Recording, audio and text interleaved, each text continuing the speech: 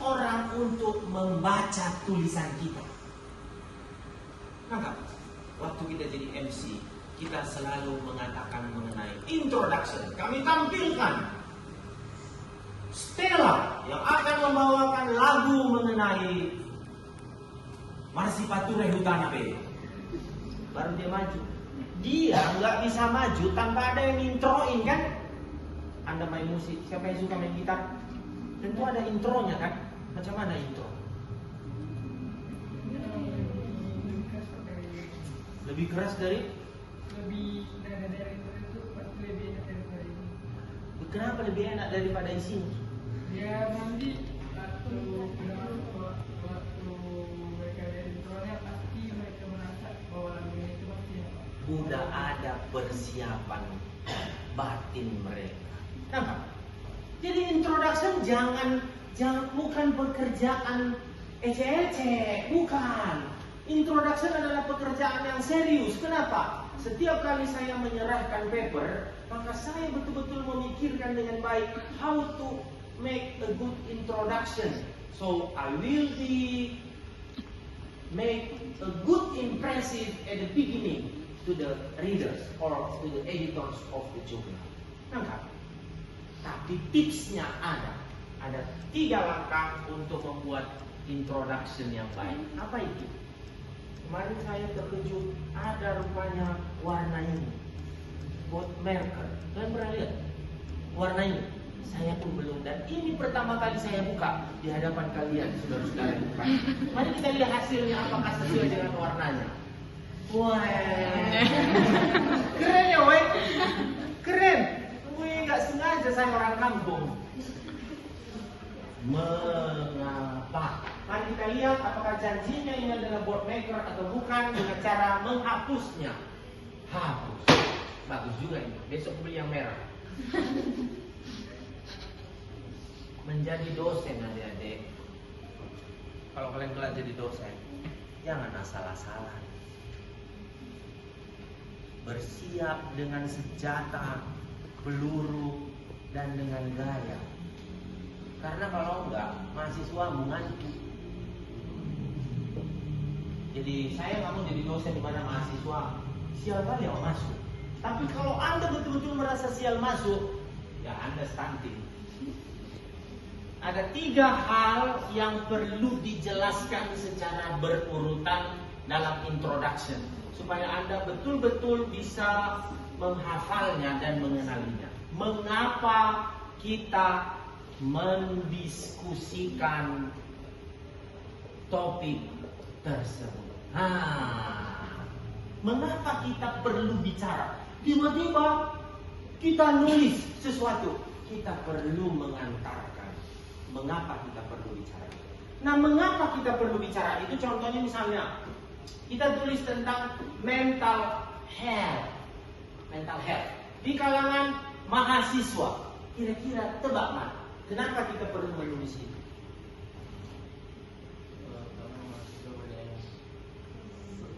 Nah, berarti kita butuh data. Kau bilang banyak mahasiswa yang stres. Ambil data, masukkan ke situ. Masalah gangguan mental sekarang ini menunjukkan tren yang meningkat di kalangan mahasiswa.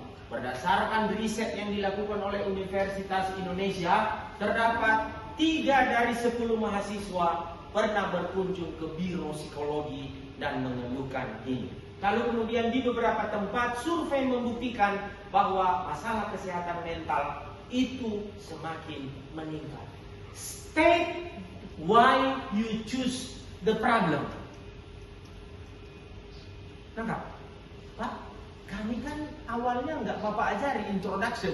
Kami suka-suka aja nyarinya. Come on adik-adik. Menulis introduction bukan soal benar atau tidak, tapi mampu meyakinkan yang baca.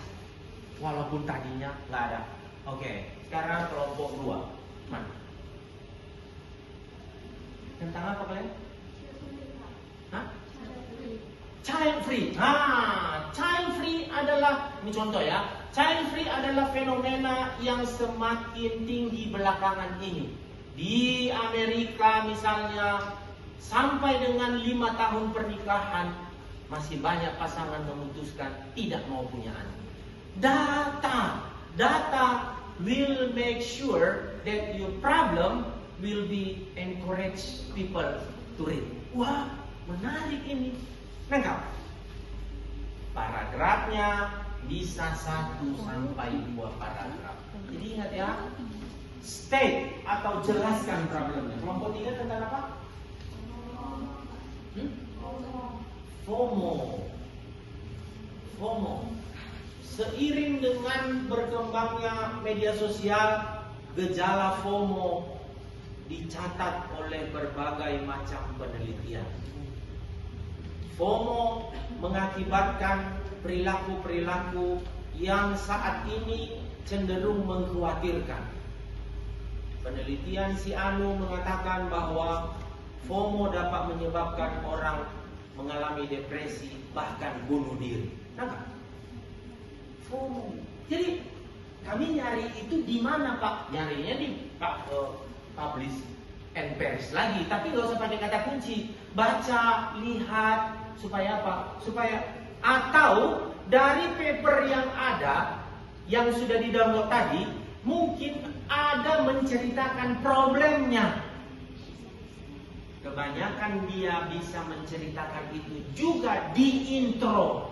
Jadi kalian bisa baca intronya mereka untuk kalian revisi jadi intro kalian. Nangkap? Supaya apa? Supaya di awal udah main cantik. Ada pertanyaan? Pas ya? Berikutnya, setelah kita mencatat mengapa kita melakukan atau menulis atau melakukan mengambil topik itu, jadi why you choose the topic, the particular topic that now you are right. Lalu kemudian yang kedua adalah Anda menuliskan apa yang sudah diketahui dan apa yang belum diketahui dari topik tersebut. Nah, ini dia. Biar rapi, dahulukan dulu apa yang sudah diketahui, lalu kemudian yang belum diketahui. Ini bisa 1 sampai 3 paragraf. Apa yang sudah diketahui, ambil dari database. Contoh yang tadi. Mental health. Telah diketahui, boleh kok pakai kata-kata itu. Penelitian sebelumnya atau telah diketahui bahwa mental health itu berhubungan dengan media sosial. Penelitian si Anu, si A, si B, si C menemukan begini-begini. Akan tetapi switch menjadi yang belum diketahui. Akan tetapi belum banyak tentang mental health di kalangan anak sekolah. Contoh. Kan tadi mahasiswa kan? Jadi switch. Apa yang sudah diketahui tuliskan. Lalu kemudian apa yang belum diketahui tuliskan. Kelompok habis FOMO. Kelompok berapa sebenarnya? 3. Kelompok 4 mana? Oke. Kalian topiknya apa deh? Perilaku konsumtif. Gitu kan? Masuk ke sini. Perilaku konsumtif selama ini telah banyak dikritik oleh banyak orang. Kenapa? Karena cenderung mengabaikan lingkungan. Lalu kemudian yang sudah diketahui, perilaku konsumtif dipengaruhi oleh iklan di media sosial. Itu yang kalian tuliskan. Tuliskan apa yang sudah diketahui sehingga masuk kepada apa yang belum diketahui. Topik kalian tentang apa? Perilaku konsumtif dan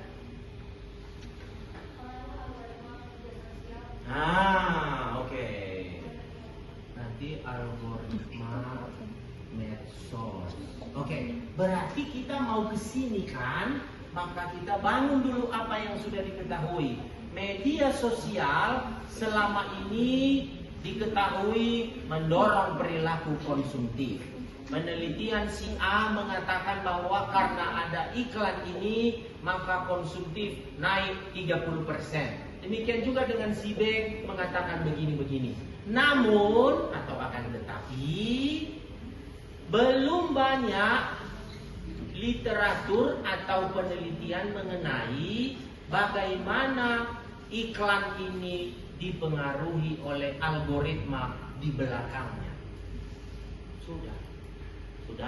Setelah itu adik-adik kalian tutup dengan satu paragraf dengan mengatakan dengan clear bahwa literatur review ini kami lakukan untuk gitu.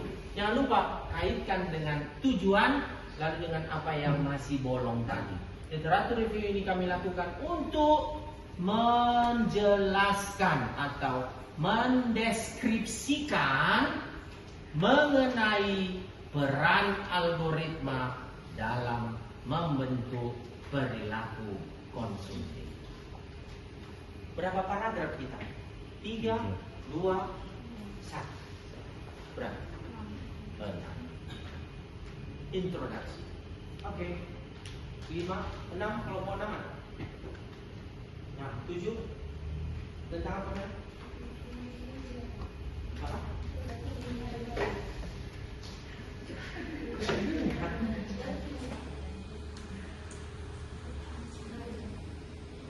Lihat itu ya?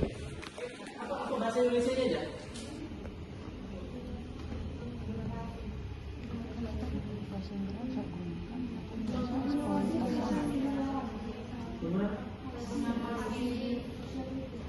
Pengguna pasif. Tulisannya apa masalahnya? Penggunaan pasif. Oke, bisa kalian katakan bahwa kalian mau menceritakan apa setelah lihat literaturnya? Menceritakan apa?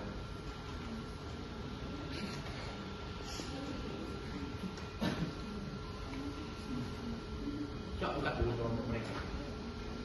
Pak.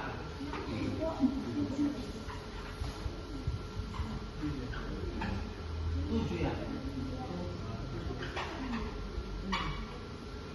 Stella, kalian kelompok berapa? Kelompok berapa? 7.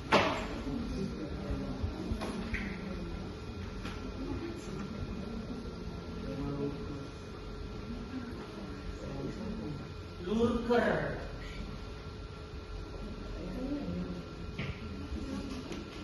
Kalian udah menyerahkan metode?